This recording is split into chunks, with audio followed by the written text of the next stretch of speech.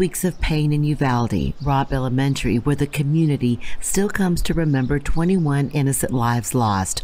It's where Angeli Gomez made a split decision to save her kids from a gunman, a decision she says has led to harassment and threats by Uvalde Police.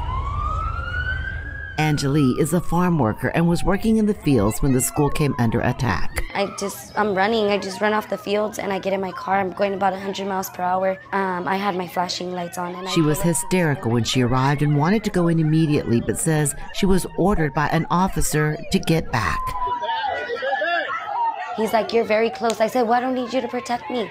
I don't need your protection. What you need to do is go protect my kids. They're in there." Angeli says she could hear the children and the gunman. You could just hear the gun like, just kept going. You could hear kids screaming from the cafeteria, kids screaming from classrooms. She says she and other parents were frustrated that police were standing around doing nothing. I'm starting to tell the parents, come on, if we all go in there, they can't stop us all. She says they not only stopped her, but handcuffed her and tackled some parents to the ground. Why are you doing it to us? And y'all can't even go in there and do it to the shooter. Angeli says after a few minutes, she did calm down and officers uncuffed her. That's when she ran, hopped a nearby fence, and ran inside. I mean, it was really risky what I did, but at that moment, you don't think. It's just, your mind goes blank and you're just in there to do what you're gonna do. Angeli says she first ran to one of her son's classrooms and got the teacher to open the door and then help lead the entire class out of the school. They're already coming in for me, so might as well take your way out. So she's like, okay. So she's getting the kids, we're coming, come on guys, we're gonna go. But Angeli says she wasn't done. Her other son was still inside and terrified she could still hear gunfire in the distance. So I kind of just got on one knee and I just kind of said a prayer real quick, like, because I could hear the kids screaming, "I want my mom," from the cafeteria. Angeli says she made it to her son's room and managed to get him and one of his friends out. She says a resident shot this video of her running from the school and gave it to her.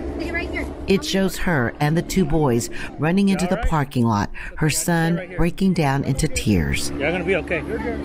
Angeli's attorney, Domingo Garcia, says she acted with more heroism than most of the officers who responded that day. Hey, how you doing?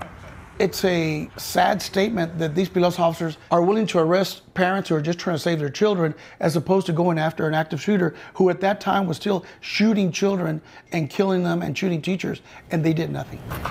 Weeks after the shooting, Angeli says she's still being threatened with arrest. She claims she's been watched by Uvalde Police in marked cars. Uvalde Police have not responded to requests for comment. I've also had a cop park here while me and my grandmother are exercising, flickering on and off his headlights, just watching us. I don't know what he's doing. He's just there. She says they're angry with her for ignoring their orders. We can arrest you for tampering with an open investigation of an active shooter. Her attorney says it's intimidation and a form of small-town justice. Intimidation with people under a badge for telling the truth, for telling her story and trying to save her two children. Have a good day, sir. You too. Take care. Angeli wants Police Chief Pete Arredondo fired and held accountable. He was the presumed incident commander that day. Uvalde Police have not responded to repeated requests for comment on Angeli's case to WFAA or her attorney. She hopes by speaking out, it will protect her from future retaliation. In Uvalde, I'm Rebecca Lopez. The State House panel investigating the Uvalde mass shooting and the police response plans to hear more testimony next week. Anger and frustration is mounting today in Uvalde, Texas, over the police response to Tuesday's deadly school shooting. Let us do this, man. Let us do this, man. Come on. Let us do this. It's hood news. We need to get everybody back. It's already been about an hour and they still can't get the kids all out. This new video shows parents trying to storm the school themselves as police try and hold them back. It's estimated once the shooter gained entry, he was inside the building for 40 minutes to an hour before being shot by Border Patrol agents. It is safe to say that the grieving will go on in Uvalde for weeks to come, but now there is a place for people to mourn away from the school, the main plaza downtown. Today, CTV spoke with residents there, and it looked on as one woman signed a cross bearing the name of 10-year-old Layla Salazar. It was her grandmother, overcome with emotion as she left her message. It reads, "I will always love you, my beautiful granddaughter." This longtime resident says that the whole thing is very surreal. The community is a close-knit community. I was born here. I went to school here. And it's just so hard to accept, to believe. And it just hurts. My heart hurts. My heart breaks for these little angels and their families. CTV News Channel anchor Marilla Fernandez joins me now from Uvalde, Texas. And Marilla, you spoke with some of these people who are, it's just so gut-wrenching and heart-wrenching to hear their heartbreak, hear how they've been affected by this tragedy. What have they been telling you? Tell us a little bit more about how they're coping. We just spoke to a resident, another community member who is family friends with parents of the victims, one of the victims, a young boy, and he telling us about his love for basketball and the family's love for wrestling and how it is such a small community that clearly it's hard to get away from the impact because it's everywhere.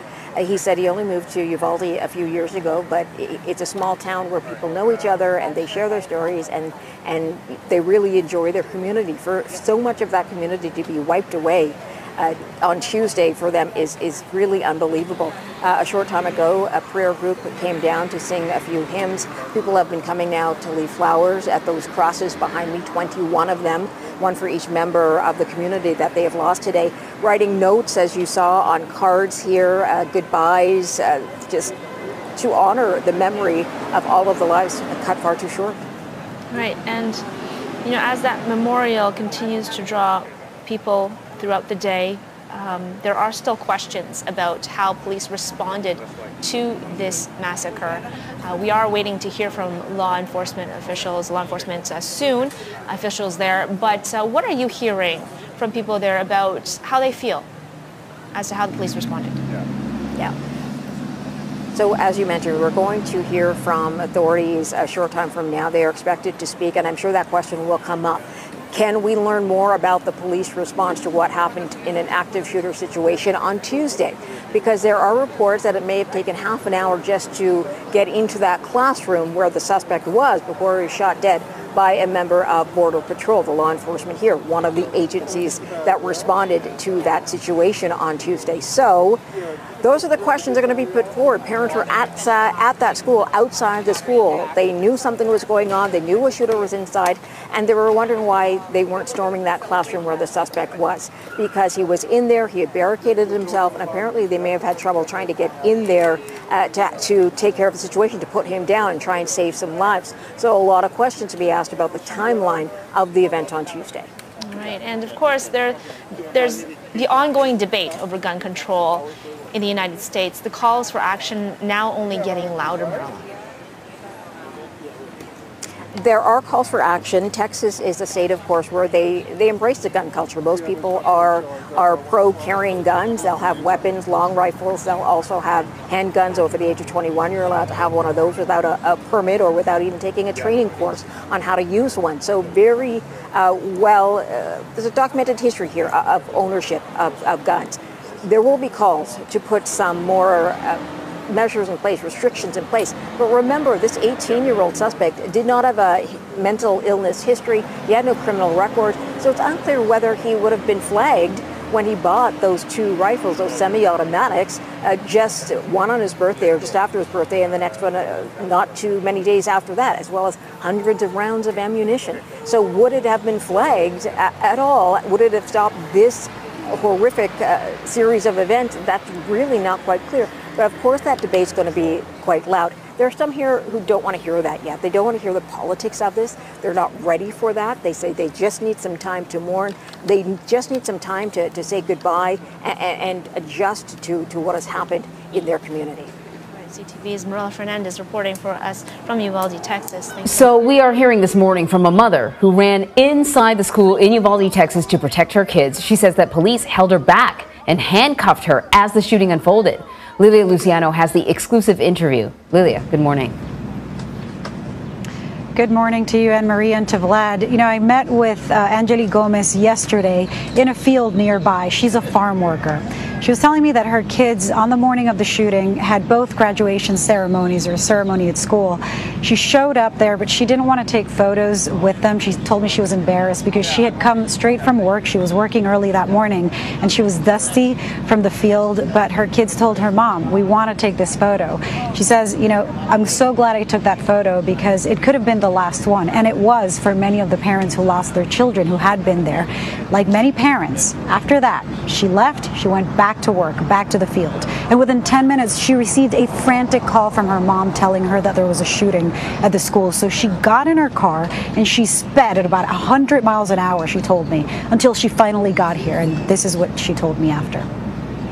Right away as I parked, U.S. Marshal started coming toward my car saying that I wasn't allowed to be parked there. And he said, "Well, we're going to have to arrest you because you're being very uncooperative."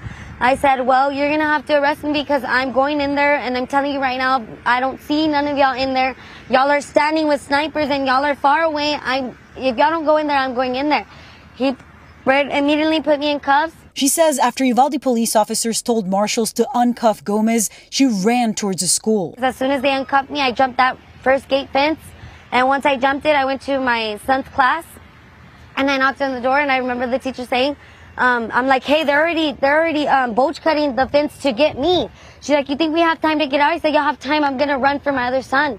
Once she was assured her son was okay, Gomez ran to get her other child, encountering more officers who tried to stop her. So I start yelling and I'm being uncooperative, and I'm like, "Well, y'all aren't doing what are y'all doing? Y'all ain't doing y'all need to be in here. Give me your vest. Somebody give me a vest, something." I started paying attention to how far the shots were being, so that I knew the shooter was all the way still by my first son's class. So when I went to my second son's door, the teacher didn't want to open the door for me. So that's when they started escorting me out.